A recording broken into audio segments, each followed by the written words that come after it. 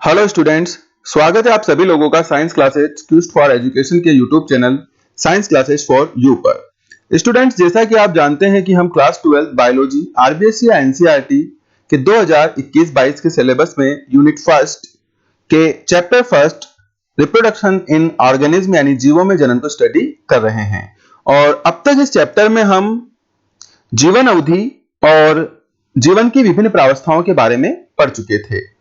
आज का चैप्टर हम शुरू करें, आज का टॉपिक हम शुरू करें उससे पहले स्टूडेंट्स, अगर आपने अब तक हमारे चैनल को लाइक, शेयर एंड सब्सक्राइब नहीं किया है तो please like, share and subscribe करना ना भूलें। इससे हमें कार्य करने के लिए प्रोत्साहन मिलता है। आज का जो हमारा टॉपिक है स्टूडेंट, वो रहेगा जनन।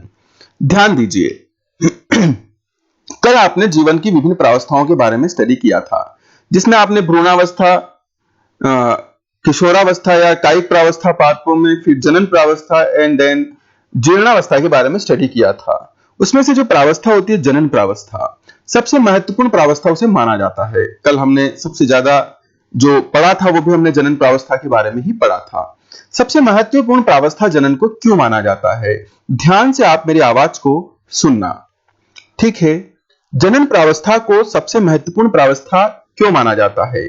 क्योंकि जनन प्रावस्था ही वो प्रावस्था है जिसमें सजीव अपने ही समान संतति उत्पन्न करता है और इस पृथ्वी पर जो जीव हैं, जीवों का अस्तित्व है वो बना रहता है। सपोज दैट अगर कि कोई जीव जनन नहीं करता तो क्या होता? क्या वो जीव मर जाता? क्या नहीं, बिल्कुल नहीं। लेकिन आने वाले समय में उसके जैसे और जीव उत्पन्न नहीं हो पाते और उसकी पूरी की पूरी जाति ही क्या हो जाती? विलुप्त हो जाती। तो इस दृष्टि से जनन बहुत महत्वपूर्ण है इस पृथ्वी पर जीवों की संख्या और उनके अस्तित्व को बनाए रखने के लिए। आशा करता हूं कि आपने ये बात ध्यान से सुनी होगी। इसी जनन को अब हम आगे विस्तार से पढ़ने वाले हैं। देखिए जनन क्या है। सबसे पहले परिभाषा की बात करते हैं। हालांकि कोई विशेष परिभाषा आप यहां पर नहीं पढ़ने वाले हैं, छोटी कक्षाओं में भी हमें यह पढ़ाया जाता है कि सजीवों द्वारा अपने ही समान संतति उत्पन्न करने या संतति को जन्म देने की प्रक्रिया क्या कहलाती है? जनन कहलाती है। सजीव जो संतति उत्पन्न कर रहे हैं उसकी जो पूरा प्रोसीजर है, उस पूरे प्रोसीजर को क्या कहा गया है? जनन कहा गया है। एक बात जो विशेष ध्यान देने की है कि हम विकसित जीवों में जनन कैसे होता है वो तो जानते हैं। जैसे मनुष्य में कैसे होता है, एक नर होता है, एक मादा होती है, नर में नर जननांग, मादा में मादा जननांग, नर में नर युग्मक शुक्राणु बनते हैं, मादा में मादा युग्मक अंडाणु बनते हैं, फिर दोनों का संगम होता है, निषेचन होता है और युग्मनज, फिर युग्मनज से भ्रूण, पूरा प्रोसीजर आपको पता है। भ्रूण से शिशु की उत्पत्ति होती है। तो इस प्रकार से विकसित जीवों में जनन का प्रोसीजर यह रहता है जिसे हम लैंगिक जनन कहते हैं। क्या कहते हैं? लैंगिक जनन। लेकिन हम यहां पर केवल विकसित जीवों की बात नहीं कर रहे हैं। यहां देखिए आप, सजीवों में, अब जब हम सजीवों शब्द कह रहे हैं तो इसके अंदर सारे ही सजीव आ जाते हैं, एक कोशिकीय जीव से लेकर के बहुकोशिकीय जीवों तक, पादप से लेकर के जंतुओं तक, सारे सजीवों की हम बात कर रहे हैं। तो सभी सजीवों में लैंगिक जनन नहीं पाया जाता है। आ रही है क्या बात समझ में?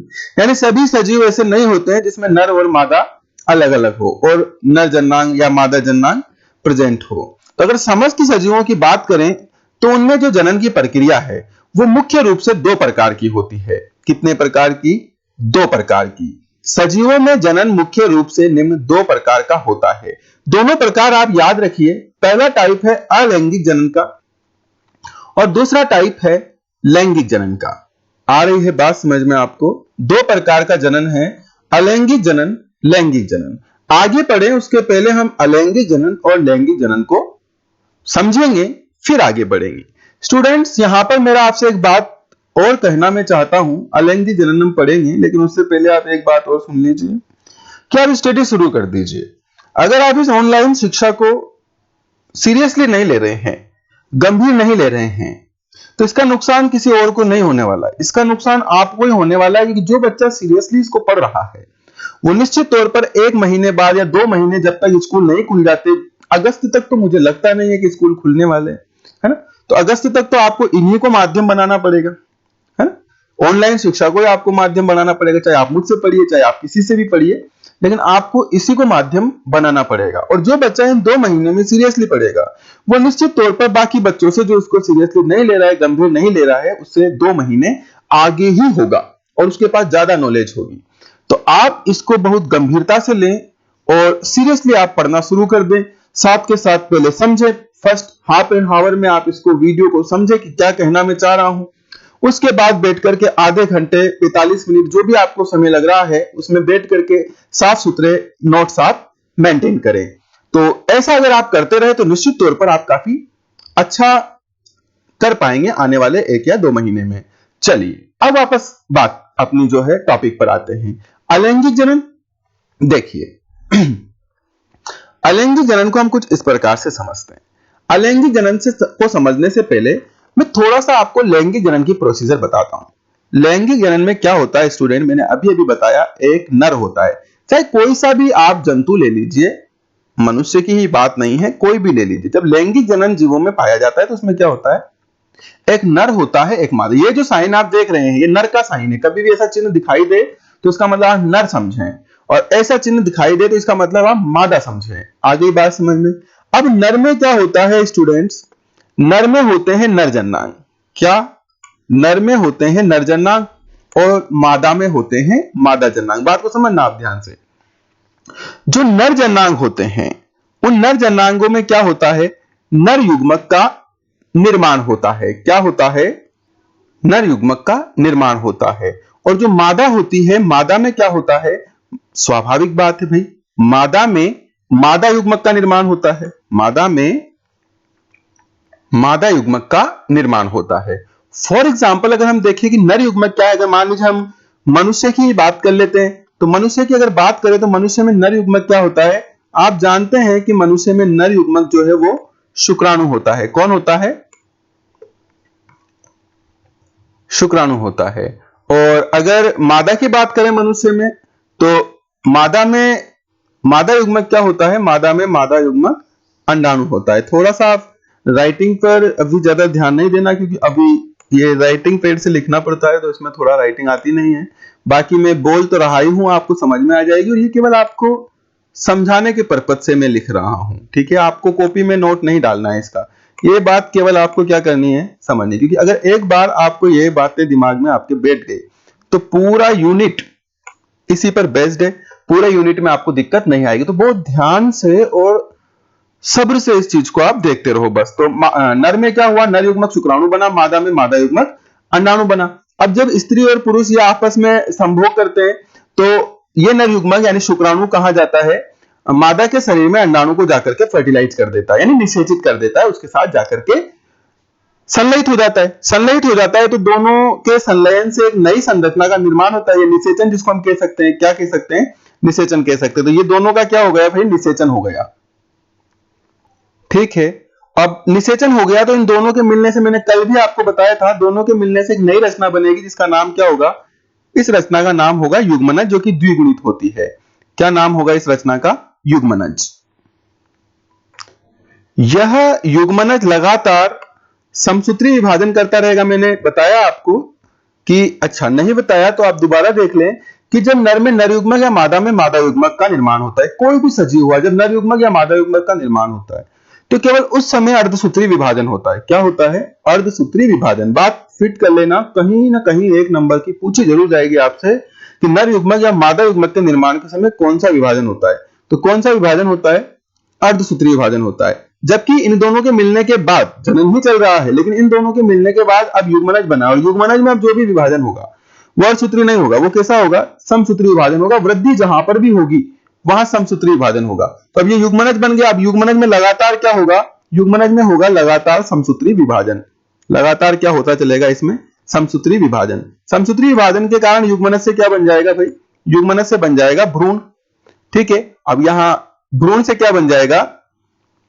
भ्रूण से बन जाएगा नवजात शिशु या जो गर्भस्थ शिशु, उसका निर्माण हो जाएगा और फिर वो शिशु क्या करेगा?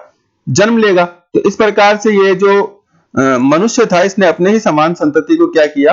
अपने ही समान संतति को जन्म दिया और जनन की प्रक्रिया को पूरा किया।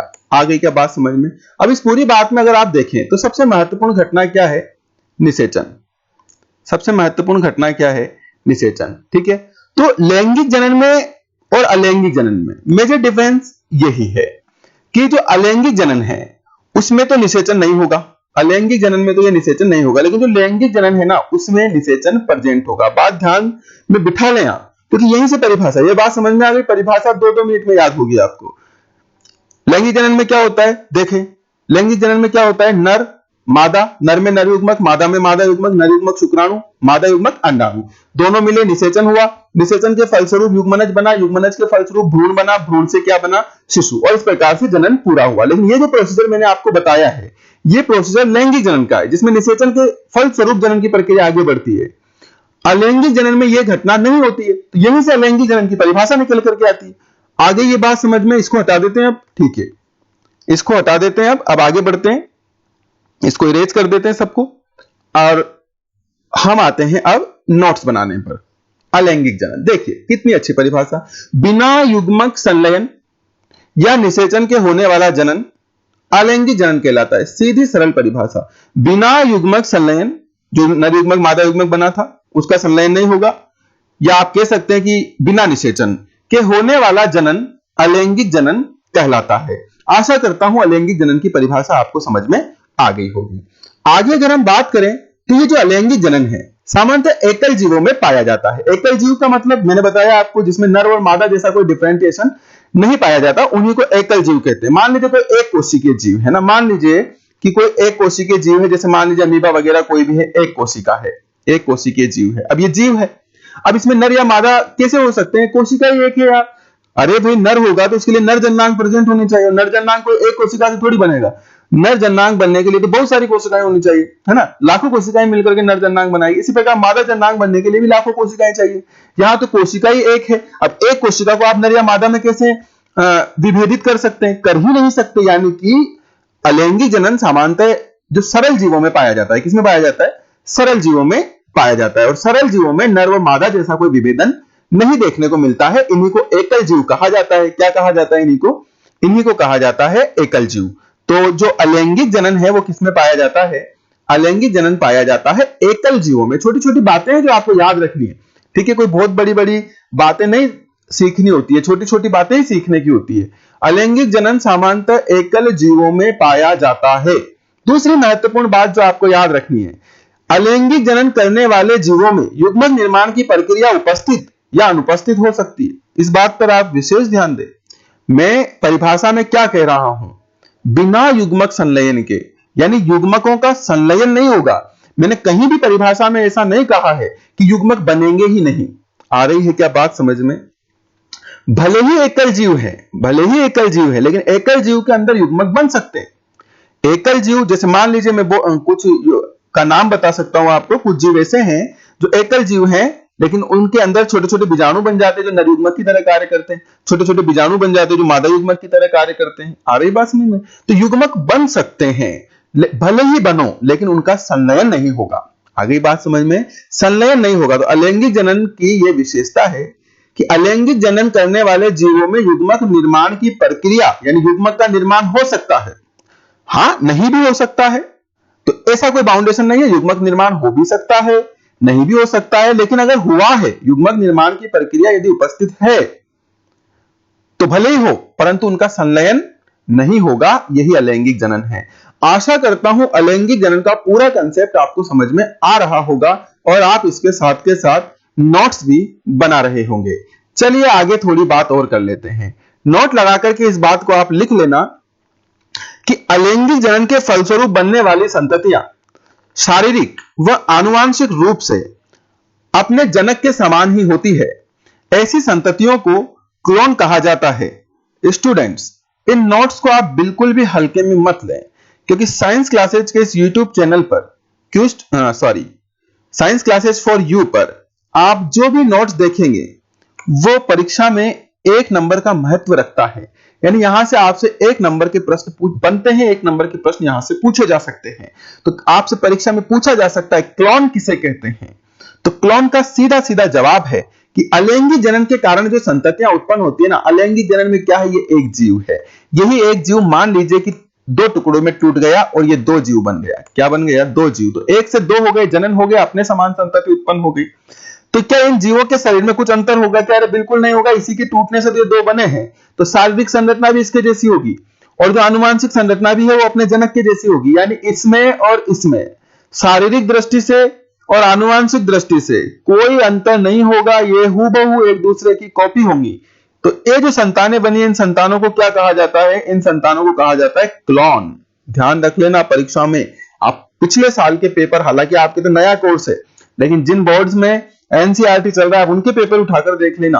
क्लोन पर कई बार प्रश्न पूछा जा चुका है 1 नंबर का कि क्लोन किसे कहते हैं, और सीधी सीधी परिभाषा ये है, अलैंगिक जनन के फलस्वरूप बनने वाली संततियां, ये जो 2 संततियां बनी है, शारीरिक व आनुवांशिक रूप से अपने जनक के समान होती है, यानी इसके, है ना, ये जनक के समान होती है, ऐसी संततियों को क्या कहा जाता है? ऐसी संततियों को क्लोन कहा जाता है। आशा करता हूं बातें समझ में आ रही होगी। तो ये तो अलैंगिक जनन की का बेसिक कंसेप्ट हो गया, उसकी परिभाषाएं हो गई। आगे हम बढ़ते हैं थोड़ा और अब बात करते हैं लैंगिक जनन पर। अच्छा, लैंगिक जनन बताने की आवश्यकता है क्या? अरे अभी बताया था ना, निषेचन के फलस्वरूप अगर जनन हो रहा है, यानी कि नर और मादा जननांग है और उसमें नर युग्मक मादा युग्मक बन रहे हैं, शुक्राणु अंडाणु बन रहे हैं, उनका फर्टिलाइजेशन हो रहा है, तो उसको क्या कहेंगे? लैंगिक जनन कहेंगे। अभी अभी पूरा समझाया है आपको रेखा चित्र बनाकर, तो इस बात को आप अच्छे से ध्यान रखना। चलिए देखें परिभाषा सीधी सीधी। नर व मादा युग्मकों के संलयन, उसमें संलयन नहीं हो रहा था, अलैंगिक जनन में संलयन नहीं हो रहा था, इधर संलयन होगा। नर व मादा युग्मकों के संलयन अर्थात निषेचन के फलस्वरूप होने वाला जनन क्या कहलाता है? लैंगिक जनन कहलाता है। सिंपल परिभाषा है, कोई विशेष बात नहीं है। तो ये अलैंगिक जनन और लैंगिक जनन का तो यहां पर परिभाषाएं समाप्त होती है। जनन क्यों जरूरी है? जनन का क्या महत्व है? थोड़ी सी बात हम इस पर भी करेंगे। कभी कभी परीक्षा में 1 या 2 नंबर का यह प्रश्न पूछ लिया जाता है कि जनन क्यों जरूरी है, जनन का क्या महत्व है। मैंने पहले ही इस लेक्चर के शुरुआत में ही मैंने आपको बता दिया कि यार महत्व क्या है। कोई व्यक्ति जनन नहीं करेगा तो मरेगा नहीं, उसको कोई शारीरिक नुकसान नहीं होगा, अपितु उसकी पूरी जाति का अस्तित्व खतरे में पड़ सकता है, उसकी पूरी जाति नष्ट हो सकती है, क्योंकि अपने ही समान जब संततियां उत्पन्न नहीं होगी तो पूरी की पूरी जाति पर संकट आ सकता है। तो जनन का महत्व या कार्य क्या है? पृथ्वी पर जीवों के अस्तित्व को बनाए रखने के लिए जनन जरूरी है।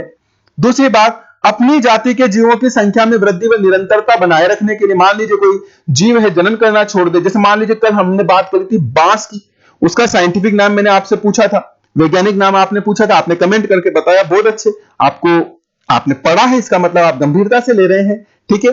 तो जिन बच्चों ने नहीं किया है कमेंट, वो अभी भी कमेंट करें। मैं अभी भी बांस का वैज्ञानिक नाम डिस्क्लोज नहीं कर रहा हूं, अगर आपको जानना है तो आप कमेंट बॉक्स में जाकर के देखें, बच्चों ने आंसर कमेंट कर रखे हैं, राइट आंसर्स वहां पर लिखे हुए हैं। खैर, तो उस बांस की हम बात करें, अगर हमने बांस को कल पढ़ा है और अगर आपको याद है तो मैंने कहा था कि बांस में पूरे अपने जीवन काल में केवल क्या होता है?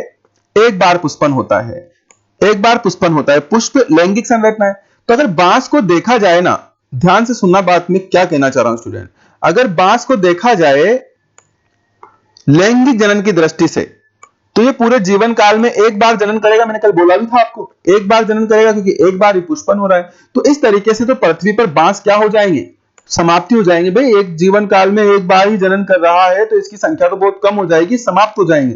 लेकिन आप देखो बांस की संख्या में कोई कमी नहीं है, काफी सारे बांस जो है उगे रहते हैं झुंड में। तो अभी आप देखो ऐसा क्यों हो रहा है? क्योंकि बांस के अंदर जो लैंगिक जनन की कैपेसिटी कम है, तो इसने अपने अंदर जनन की दूसरी विधि डेवलप कर ली, या लैंगिक जनन करने लग गया, यानी बिना निषेचन के ही जनन करने लग गया है।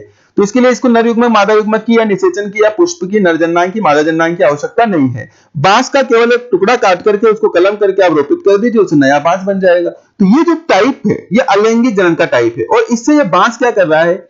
अपनी जाति के अपने जीवों की संख्या में, अपनी जाति के जीवों की संख्या में लगातार क्या कर रहा है? वृद्धि कर रहा है, जिससे इसका अस्तित्व इस पृथ्वी पर बना रहे। आ रही है बात समझ में? बांस का वैज्ञानिक नाम बहुत कम बच्चों ने कमेंट किया था, तो मुझे आपके कमेंट्स का इंतजार रहेगा, तो आप जरूर कमेंट करें इसका वैज्ञानिक नाम।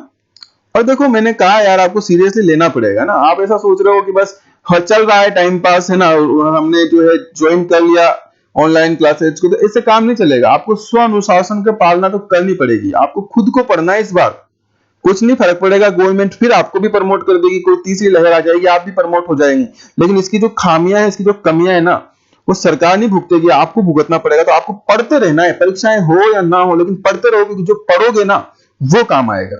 तो आप अभी से पढ़ते रहो, अन्यथा तो फिर आप देख लीजिए क्या होना है आगे। चलो आगे बढ़ते हैं अपन।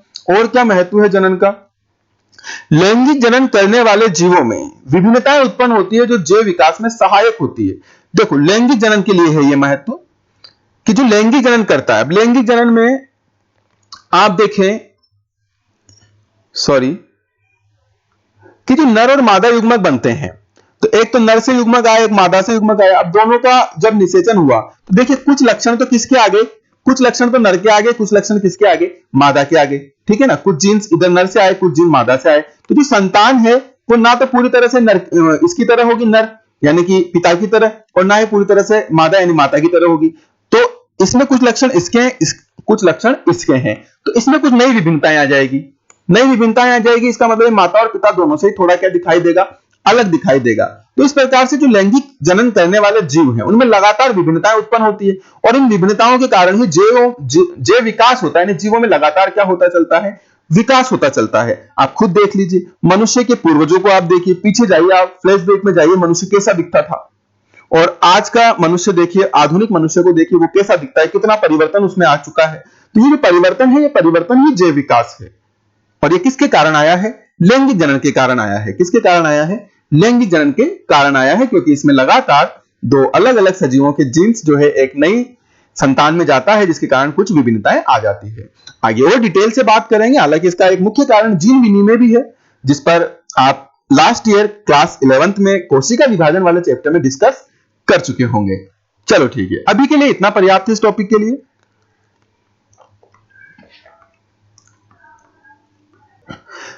एक और महत्व पर बात कर लेते हैं स्टूडेंट। लैंगिक जनन का एक और महत्व है मृत सजीवों की क्षतिपूर्ति के लिए।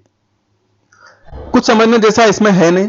जो सजीव मर गए हैं, जनन की प्रक्रिया के द्वारा उनकी क्षति, उनकी संख्या की कमी जो हुई है, उसकी पूर्ति की जा सकती है।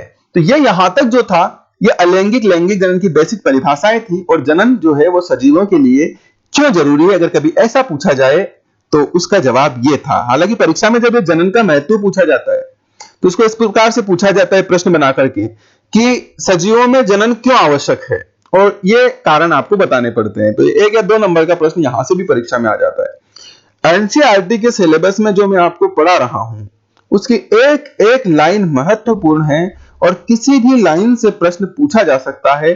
तो आपको एक एक लाइन को गंभीरता से पढ़ना है। बाकी जो महत्वपूर्ण नहीं है उसको हम वैसे ही पहले ही हटा चुके हैं, उसको हमने नोट्स में स्थान दिया ही नहीं है। ठीक है, और मैं वादा करता हूं आपसे कि अगर जो आप यहां पढ़ रहे हो, परीक्षा में कोई भी प्रश्न इन टॉपिक्स से या जो मैंने लिखाया है नोट्स में, इनसे बाहर नहीं बनेगा। इस बात को आप दिमाग में बिल्कुल अच्छे तरीके से फिट कर लें। अब बात करते हैं अलैंगिक जनन और लैंगिक जनन, तो आपने पढ़ लिया। अब अलैंगिक जनन की कौन कौन सी विधियां हैं और लैंगिक जनन की कौन कौन सी विधियां हैं, थोड़ी चर्चा उस पर भी कर लेते हैं। देखिए, अलैंगिक जनन ऐसा कोई फिक्स तो नहीं है कि 5 विधियां हैं, 6 विधियां हैं, ऐसा आप फिक्स तो नहीं बांट सकते। अलग अलग बुक्स में अलग अलग विधियों को अलग अलग टुकड़ों में तोड़कर भी पढ़ाया गया है। कहीं आप 5 पढ़ लेते, कहीं 6 पढ़ लेते, तो ऐसा कोई फिक्स नहीं होता है। हम अलैंगिक जनन की 6 विधियां पढ़ेंगे। कितनी? 6 विधियां। पहला हमारा काम रहेगा 6 ही विधियों को अच्छे से याद करना। कौन कौन सी है देखें। सबसे पहली विधि है विखंडन, याद करते जाओ साथ के साथ। अलैंगिक जनन की 6 विधियां हैं। पहली विखंडन, दूसरी खंडन। सर इसमें क्या है? विखंडन और खंडन एक जैसा ही शब्द लग रहा है आपको, लेकिन ध्यान रहे, हाँ, और दोनों में सजीव के टुकड़े हो जाते हैं, सजीव विभाजित हो जाता है, इसमें भी और इसमें भी। लेकिन अंतर क्या है, देखो यही समझना थोड़ा सा। जब विखंडन शब्द मिले, विखंडन, तो ये केवल एक कोशिकीय जीवों पर लागू होगी ये प्रक्रिया। आ रही है बात समझ में? जिसमें केवल एक कोशिका है। और जो खंडन की प्रक्रिया है अलैंगिक जनन की, यह बहुकोशिकीय जीवों पर लागू होगी। लेकिन कौन से बहुकोशिकीय? मनुष्य जैसे जटिल नहीं, बिल्कुल सरल, जिसमें हाथ, पैर, आंख, नाक, कान ऐसे कोई अंगों का विकास नहीं होता है, लेकिन बहुकोशिकीय जीव होते हैं, बहुत सारी कोशिकाओं से मिलकर बने होते हैं। ऐसे जीवों को क्या कहा जाता है? सरल बहुकोशिकीय जीव कहा जाता है। और जो सरल बहुकोशिकीय जीव हैं उनमें जनन की विधि कौन सी होती है? खंडन। कौन सी? खंडन। तो विखंडन किन में होता है? एक कोशिकीय जीवों में, खंडन सरल बहुकोशिकीय जीवों में। सरल बहुकोशिकीय मतलब जिनमें अंगों का विकास ना हुआ हो लेकिन कोशिकाओं की संख्या 2 या 2 से अधिक हो। तीसरी विधि अलैंगिक जनन की मुकुलन होती है। कौन सी? मुकुलन। अभी सिर्फ नाम याद करना है। चौथी अंतःमुकुलन। तो अब मुकुलन और अंतःमुकुलन एक जैसी है लेकिन हम इसको दो टुकड़े में बांट करके पढ़ रहे हैं, ठीक है। मुकुलन को अलग पढ़ेंगे, अंतःमुकुलन को अलग पढ़ेंगे। पांचवा बीजाणुओं द्वारा भी जनन हो सकता है और छठा कायिक प्रवर्धन के द्वारा भी जनन हो सकता है, प्रवर्धन, ठीक है। ये र की मात्रा जो लगी आप इसको नहीं लगाएंगे, केवल प्रवर्धन ही आप लिखेंगे इसको, कायिक प्रवर्धन। तो ये 6 विधियां जो है अलैंगिक जनन की आपको पढ़नी है। याद हो गई क्या? चलो देखिए रिवाइज करो कौन कौन सी है। विखंडन, खंडन, मुकुलन, अंतःमुकुलन, बीजाणुओं द्वारा और कायिक प्रवर्धन। इन 6 ही विधियों को आपको यहां पर याद करना है। और अब इसके बाद हम एक एक विधि को विस्तार से पढ़ना शुरू करेंगे। थोड़ी सी क्लास, अब हम क्लास का टाइम अब थोड़ा थोड़ा करके बढ़ाते जाएंगे क्योंकि शुरुआती क्लास थी, हमने छोटी छोटी क्लासें लगाई, लेकिन अब क्लासों का टाइमिंग हम थोड़ा बढ़ाएंगे। तो आज की क्लास निश्चित तौर पर आपकी 10-15 मिनट ज्यादा चलने वाली है। अलैंगिक जनन की इन 6 विधियों में से पहली विधि विखंडन को हम आज ही समाप्त करेंगे, ठीक है। तो जाना नहीं है छोड़ करके, है ना, क्योंकि चले जाओगे तो फिर बाद में देखना पड़ेगा, नहीं देखोगे तो नुकसान तो फिर आपको ही होना है ना। मुझे तो होना नहीं, मुझे आता है सब। आ जाओ फिर पहली विधि पहली विधि विखंडन। विखंडन में क्या होगा सर? एक जीव होगा, वो विभाजन करेगा और 2 या 2 से अधिक खंडों में या 2 या 2 से अधिक भागों में विभाजित हो जाएगा। सीधी बात है, विखंडन है। लेकिन वो जीव कैसा होगा? बताया ना अभी, एक कोशिकीय होगा। कैसा होगा?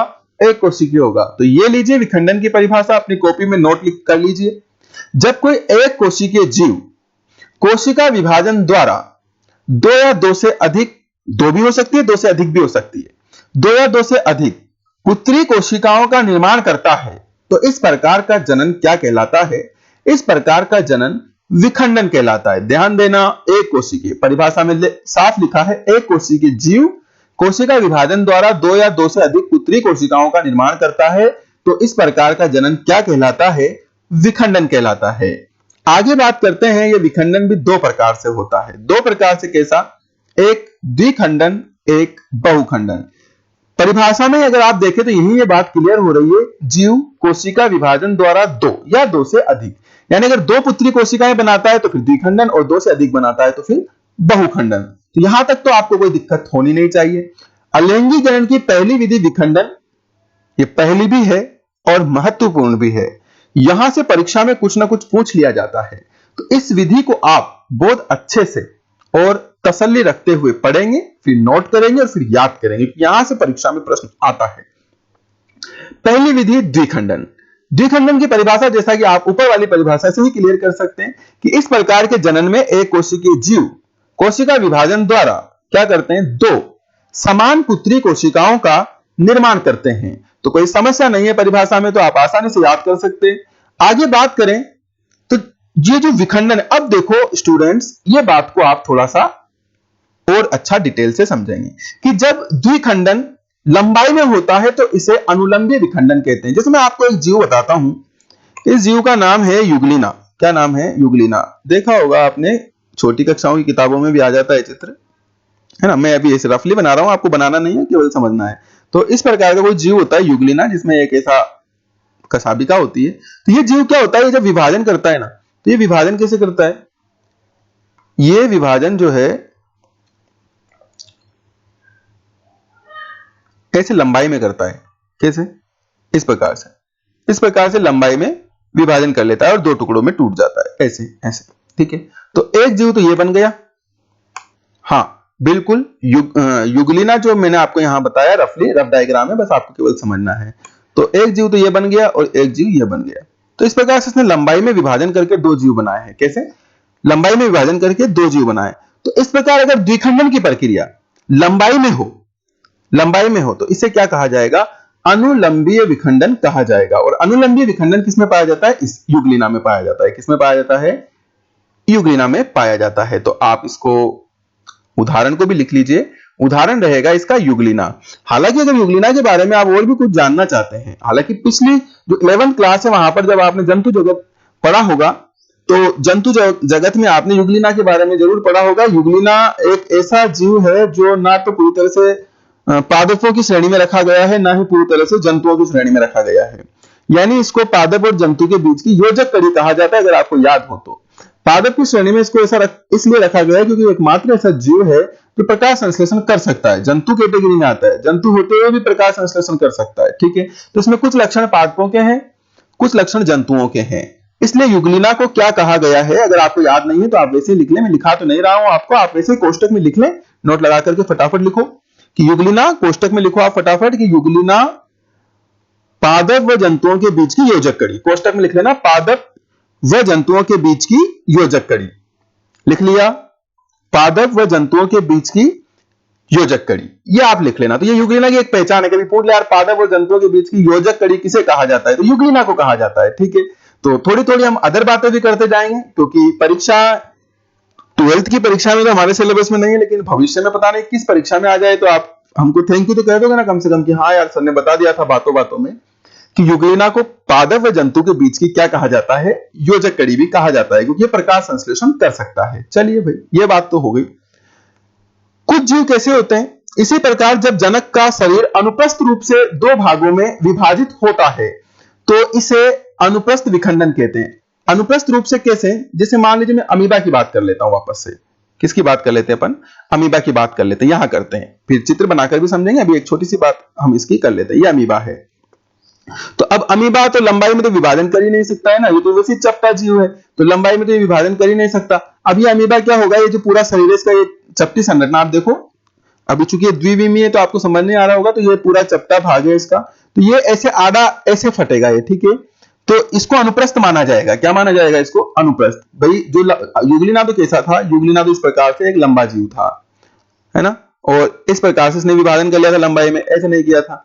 लेकिन ये जो है अमीबा, ये तो चपटा जीव है, तो लंबाई तो होती नहीं है, तो लंबाई में विभाजन कर ही नहीं सकता है। तो इस प्रकार से इसमें जब ये विभाजन होगा ना, यहां से दो टुकड़ों में टूटेगा, ये इस प्रकार से दो टुकड़ों में टूट जाएगा, तो एक जीव तो ये बन जाएगा और एक जीव ये बन जाएगा। तो इस प्रकार का जो विभाजन है ये अनुप्रस्थ विखंडन कहलाता है। क्या कहलाता है, अनुप्रस्थ विखंडन कहलाता है। तो आप इसको ध्यान रखना है, अनुप्रस्थ विखंडन कहलाता है।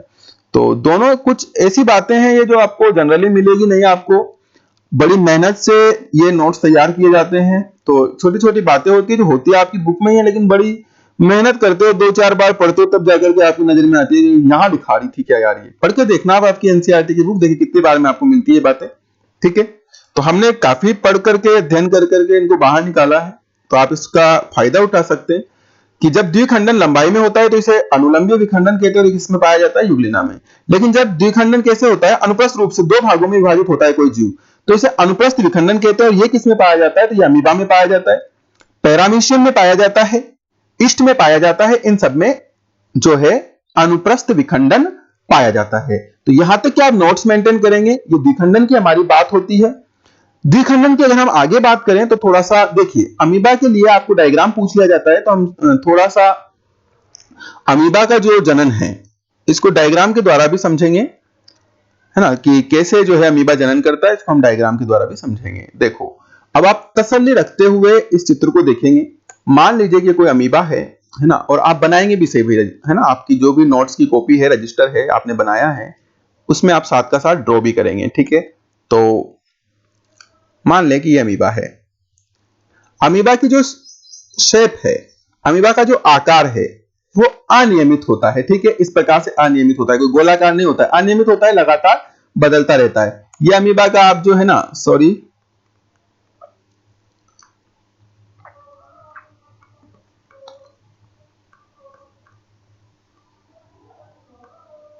ठीक है, ये अमीबा का कोशिका द्रव्य हो गया। चारों तरफ ये अमीबा का क्या है, ये अमीबा का कोशिका द्रव्य है। ठीक है स्टूडेंट्स, तो आपको यहां तक की बातें समझ में आ रही होगी कि अमीबा है, अमीबा के अंदर एक केंद्रक है और ये है कोशिका द्रव्य इसका। अब जब ये जनक अमीबा हम इसको कह सकते हैं क्योंकि ये जनन करने वाला है।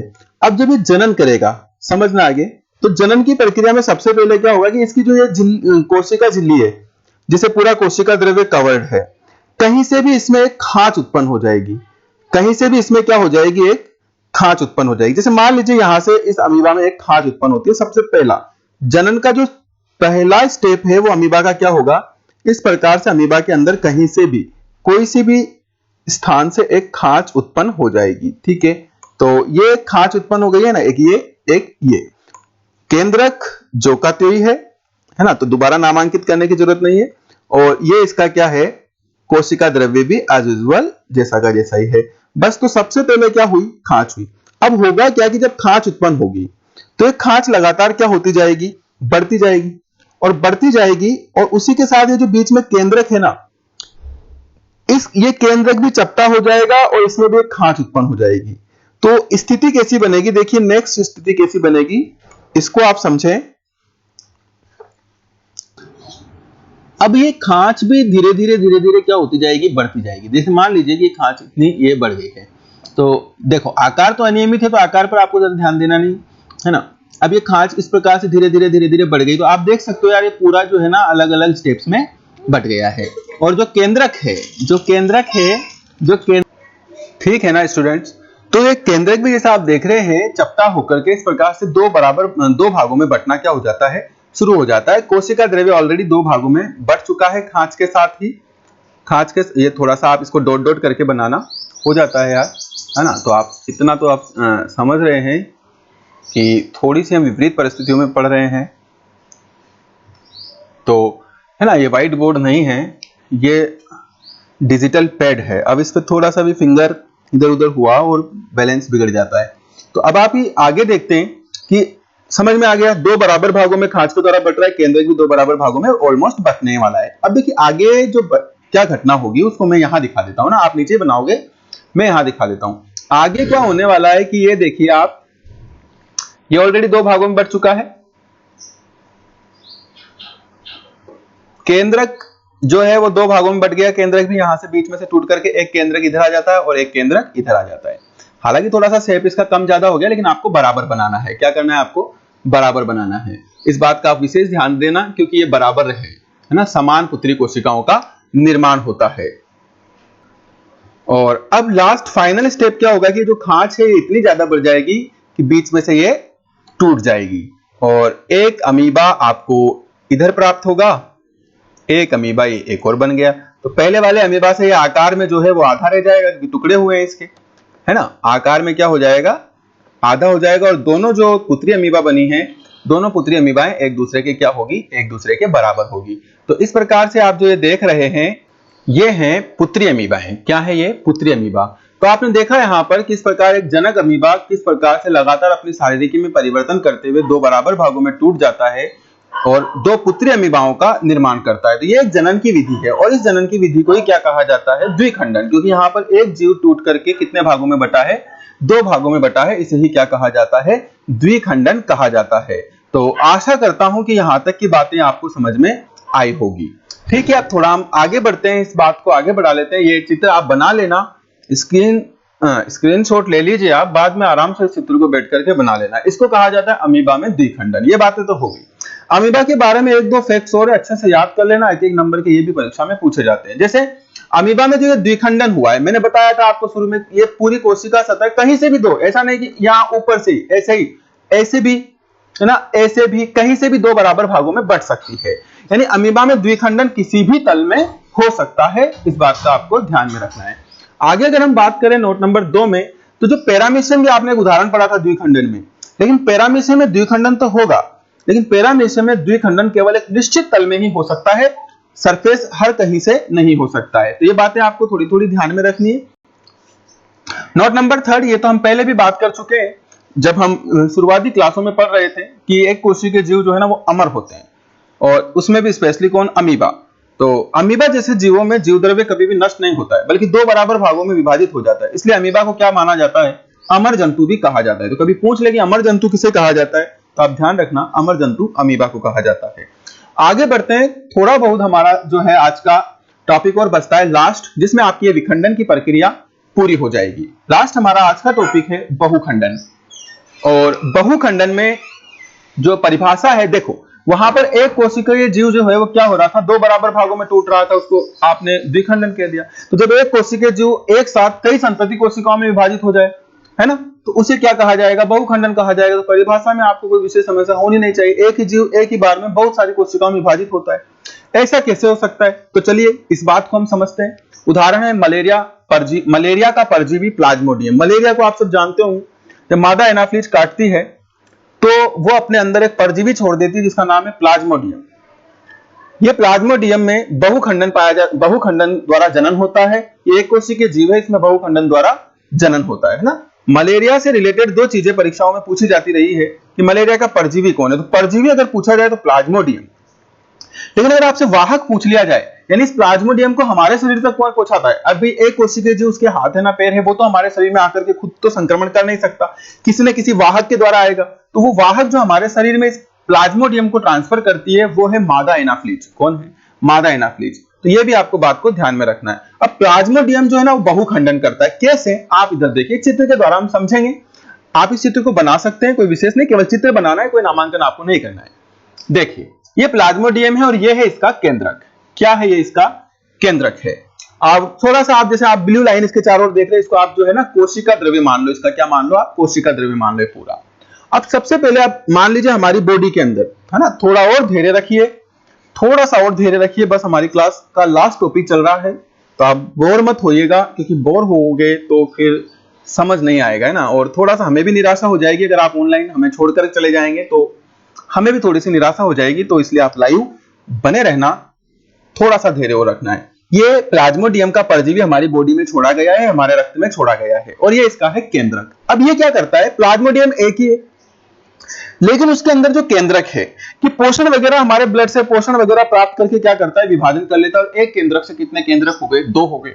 अब ये दो भी विभाजन करेंगे, दो से कितने हो जाएंगे, दो से चार हो जाएंगे। इस प्रकार देखो प्लाज्मोडियम एक ही है, आप देखो अभी तक प्लाज्मोडियम क्या है, एक ही है, लेकिन उसके अंदर जो केंद्रक है वो लगातार विभाजन करता जा रहा है। ये लगातार विभाजन करता जाएगा और केंद्रकों की संख्या में क्या कर लेगा, वृद्धि कर लेगा। इतने सारे केंद्रक इसने अंदर बना लिए, और उसके चारों ओर थोड़ा थोड़ा आप देखो ब्लू लाइन में थोड़ा थोड़ा क्या इकट्ठा हो गया, कोशिका द्रव्य भी एकत्रित हो गया, है ना। इसको नामांकित कर लेना आप केवल केंद्रक, बाकी और कोई नामांकन नहीं है, केंद्रक नामांकित कर लेना आप इसको केवल, ठीक है। तो इस प्रकार से एक प्लाज्मोडियम ने अपने अंदर बहुत सारे केंद्रक बना लिए। अब आप खुद सोच सकते हैं कि जब इन केंद्रकों की संख्या काफी बढ़ जाएगी, तो बताइए झिल्ली ऊपर की जो इस प्लाज्मोडियम की झिल्ली है, कोशिका झिल्ली, ये फटेगी कि नहीं फटेगी, फटेगी ना।